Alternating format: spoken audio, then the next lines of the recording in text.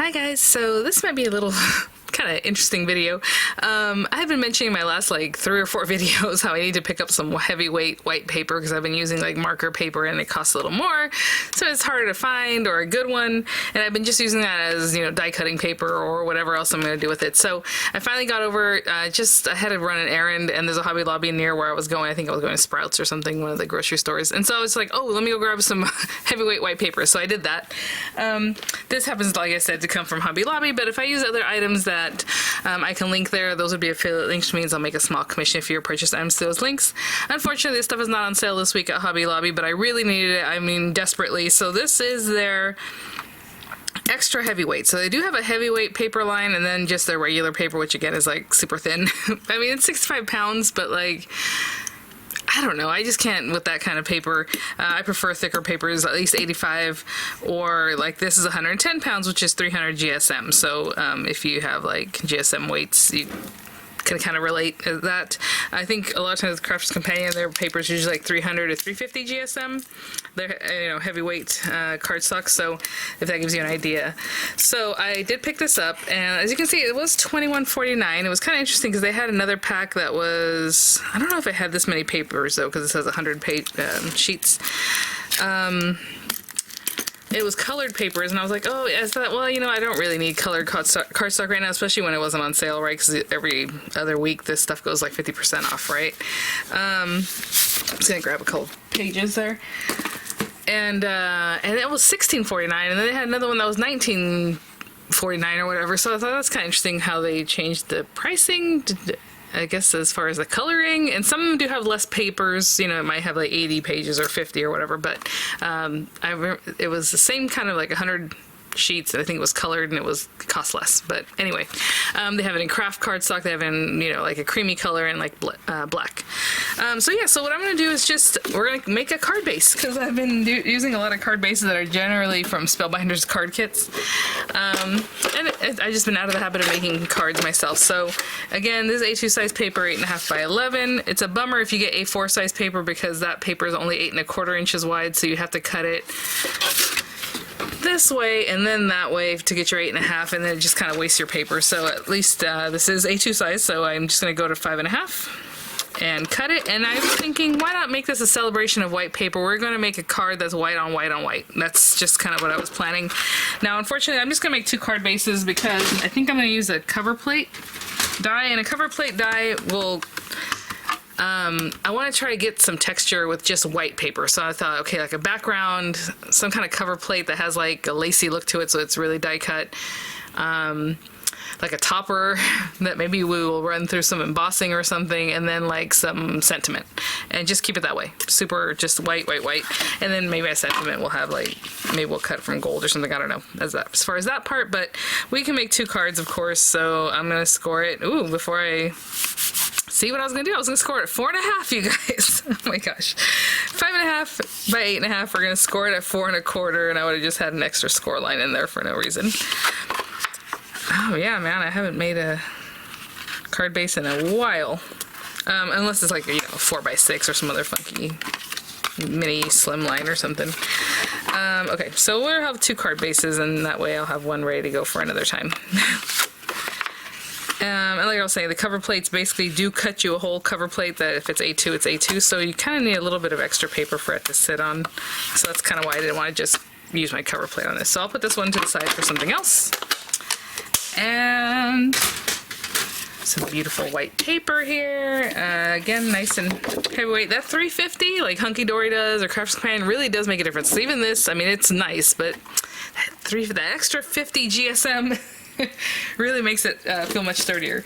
Oh, I also grabbed these 2. I was very good. I walked in there, I was just like, just the paper, but I had seen these, and I thought, well, you know what, $8.99, that's pretty good. So it's a case, and it has like the little, you know, pop open here, and then it has individual little trays inside, which I think is awesome, because a lot of times you just throw things in here and then everything gets all scattered to the winds, right? Or within the box, but all over the place. So I really like those. I think these are just the price they are. Whenever they have the yellow year price, they don't go on sale, but they do have all their like spring storage, you know, how they do 40 or 50% off. Oh, okay, yeah, so a couple other things. I am going to cut something down just off of this paper.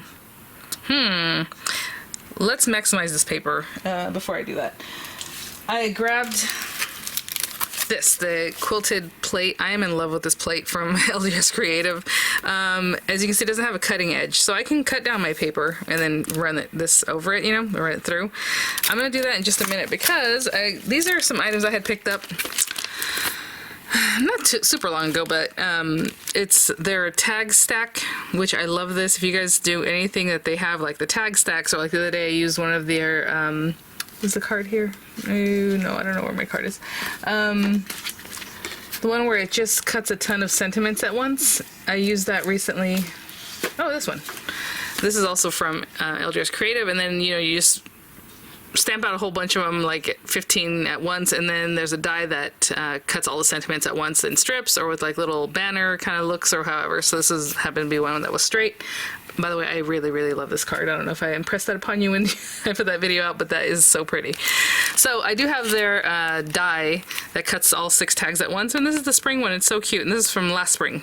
So anyway, I have these guys, the Pretty Things cover plates. They're so gorgeous, and I know these are not inexpensive, but I'm telling you, I love their plates. They're so pretty, especially if you get all 3. I think I grabbed the 2 of them, but there's a third one that looks like this, and you can stack them all together. But for today, what I was planning on doing is using this one, and what I wanted to see before maybe I should have done this before, is to see if you could even see these quilt lines behind this, you know, because then what's the point if you can't? Then there's no reason to use this, but I did want to use this pretty thing. Oh my gosh. So you see some of it, and it's actually, you know, interesting, you know what I'm saying, like down here, it's down here, there's a little bit there, there's more up in this top part. It's kind of symmetrical, even though it's off a little bit. I'm gonna use it. Okay, so I first need to cut this. And again, it's gonna cut the edge for you so it's a whole complete A2. So I'm gonna let it do its job, and then maybe I'll cut this piece over here. Actually, we'll just cut that right now just so I can cut this paper down. So if this is 5.5, I'm gonna go like, just give myself a little bit extra. Let's just say 5 3/4. Because we need that little bit for this to kind of hang off the side. You know what I'm saying? Just have a little bit extra paper. Ooh, what is going on here? I don't know. Okay, and then, you know what, I'll run this through a larger machine. That way I don't have to trim this down quite yet. And maybe I'll use that for the background. Well, who knows? But I'm gonna hold on to this piece of paper just in case, so we have our card base. I'm just gonna run this through. I'm gonna put a little bit of tape. And when you have something so large, you definitely, if you can angle this at all, like in your die cutting machine, obviously this is larger than 5.5 inches, just angle it a little bit so that the rollers don't hit it and just bounce over that first line, okay? So just a little bit of angle like that on your plate, and I'll bear it right through, forward and then back. And I angled it as much as I could. Obviously I have this long piece of paper over here, you can only angle it so much. But let's see what we got. Looking good. Oh, so pretty. Okay, so I'm just going to pop out all these pieces, and we'll have this guy. And then, from this one, what I was trying to see is if I have enough of this to go in the background. Ooh, we don't want that to happen. Hold on, don't tear my paper. That is very interesting. I haven't used this paper, or at least in a long time, and that really wanted to tear. Like, the paper is very porous. Now, I was trying to save this piece. Let me see. It's just over 4 inches. Okay, I'm gonna cut this down because obviously we can tuck this behind here. It's not the biggest deal. So I'm gonna cut this down just a little bit shy of 5.5 inches, and I'll be right back. This is just shy of 4 1/4, just shy of 5.5, because this is gonna sit on top of it anyway, so you're not gonna see much back there. And then I'm gonna take my plate. I do not like the way that really wanted to peel the paper. I haven't seen that in a long time. I don't know if that's the paper or my tape. I'm assuming it's the paper. Let's see here. Let's bring this guy back. I was just trying to conserve that paper. That's why I wanted to see if I could get the same, you know, go ahead and use what's left over to do this. So I'm just gonna run this through. Sorry about all that stickiness. I'm going to put the piece that tore towards the back. Obviously I don't want to see that. And I'm just going to put this in here lined up as well as I can, you know, left to right, right in the center. You can put a little tape too. It's not going to hurt anything. Well, it shouldn't. But there we go. And this is actually what I like to die cut into one plate and then keep another one pristine. That's just how I like to do that. And I'll cut on both sides of that plate and all that kind of stuff. Let's roll this guy through. Oh, okay, good. I thought it was going to make one of those loud noises that happen sometimes. Look how pretty. Okay, I'll be right back. I'm just going to clean up. So we have our card base. We have this piece and then this piece to go on top, and then we'll see some of that other stuff. But look at all that texture. I know, it's so blue. I adjust the lighting and then my camera's just like, how about we go back to the blue? It's like, what are you doing? I'm going to stick these two together first, because if I put this down and let's say I want to do a little adjustment, like let's say, you know, just to kind of even it out left to right and all that, I wouldn't be able to do that if it was stuck down to my card base. So I'm going to stick this down, and I'm just going to put glue wherever I think is important, which is all these little junctions here, just kind of going around. Boop, boop. Sorry I came on so late today. I did have a haul for you guys, which you saw if you're interested in a Japanese market that I was visiting, or several of them. But I was also making up new rules for a new ephemera swap. Very similar to my folder ones, but a little bit different. So I was sitting there working on that today. And then sometimes, you know, you just don't feel like crafting. So I don't like pushing it because I think it comes through in the video when I'm just not in the mood. So I try to be super ready and happy and ready to go, you know? Okay, that looks good. I was just kind of, it's pretty much right in the center. And I'm just gonna hold it all down. Now you can definitely put dimensionals in between the two to add more dimension, a little more texture, you know? I think that would look really lovely, but I'm just gonna go right for it. And I'm trying to keep my hands off this as much as I can since it's just so much white, white, white. Okay, I'm gonna hold that down. I'll probably put, like I normally do, let me just make sure this is straight, yeah. Up a little bit there, down a little bit here. Okay, that's fine. Maybe I'll trim a little bit of that off. Where I take something like this and I'll use, see how that's dirty underneath. I'll use the clean side and put my whole machine on top of this to keep that flat for a few minutes. And I'll be back. Just a few minutes. Very nice. And in the meantime, I went and looked for like a label die cut, and of course I have tons of them. I do have some LDRS creative ones. I always say, like, I love their basic like label and cover plates, like just those basic dies, right? Tags, all those kinds of fun things. And I was really looking at it. It's hard to find one that isn't decorated because they love to do like stitching and things like that, because I want to run it through an embossing folder. But I think this one right here would be really great. So this is from the Elegant Edge Slimline, and it comes with a ton of extra shapes, right? So I thought, well, this might be good. Let's see. Yeah, why not? Okay, so I'm gonna run this through some white paper, and then we're gonna run it through an embossing folder. Now you can do the embossing folder first and then the die cutting, or however you like. A lot of times when you do the die cutting afterwards, it does flatten it back out, but at the same time your shape is more like in that shape, you know, it has these little bits here. They might get a little bit warped having run it through afterwards, in an embossing folder afterwards. So, you know, just choose whatever you think should go or should happen for your project. But I'm gonna run this through some white paper, the exact same white paper, because not all white paper is created equal.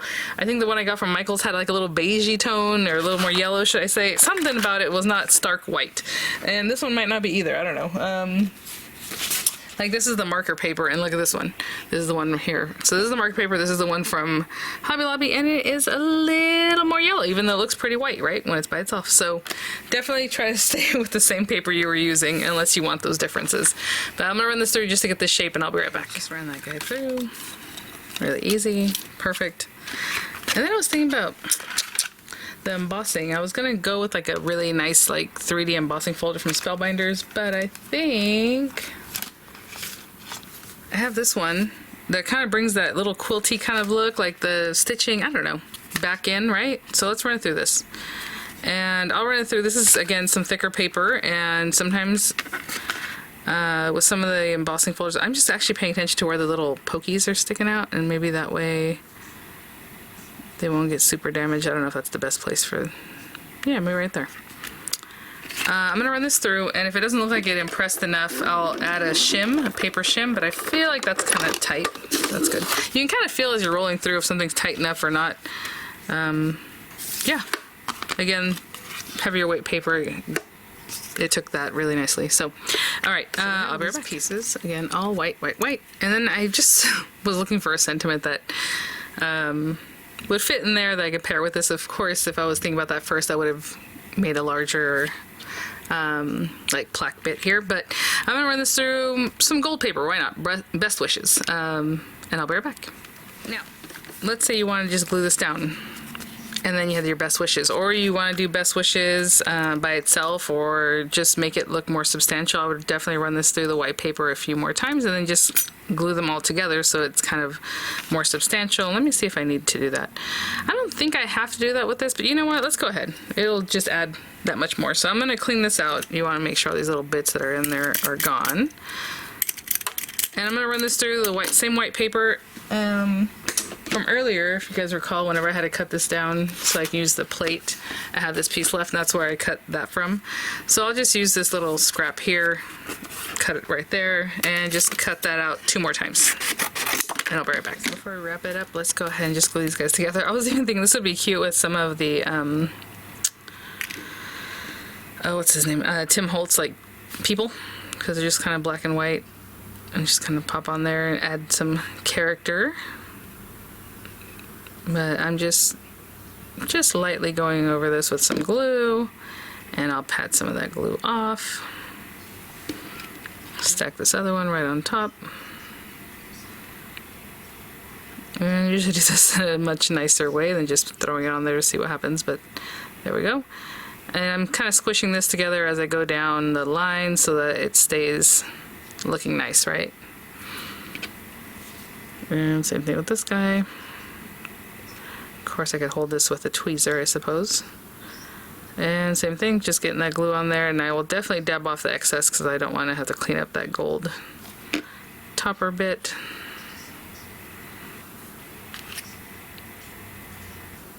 And just, there we go. And again, squishing it here. And as I go down, just setting it up nicely. I'm gonna let that set up, and I'll be right back. So this guy's ready. And again, I give it that thickness, just a little something a little sturdier. And this time I'll put the glue on the very back. This glue dries pretty clear. I don't know that I'm gonna wipe off a lot of it because we do have that texture, and I wanna make sure that the glue is actually touching the paper, but maybe just a little bit. And that's like perfect sizing for that. Best wishes, maybe a little bit more this way. And a little further down. Okay, I'm gonna hold that down. I'll be right back. Actually, in the meantime, I'm gonna put some dimensionals, okay? So I'll some of the lower profile, like really tiny Anna Griffin dimensionals. And I was planning on putting this right in the center. I mean, you can put it wherever you like. I don't know, I just feel like this would be a good spot for it. So let me look at, I'm using the design to kind of know where the middle is. That looks pretty good. Turn that over and give it a squish, sorry. All right. And there's just white on white. It looks very bridal. I mean, it could be for anything. Of course, you can pop colors in there, some flowers or something else, but I love that texture. Again, pop this up if you want more dimension. And there it is, guys. So thanks for coming along with me. A little something to try out just in celebration of white paper. All right, guys, I'll see you at the next one. Images coming up, links for what might be available in the description box. Bye now.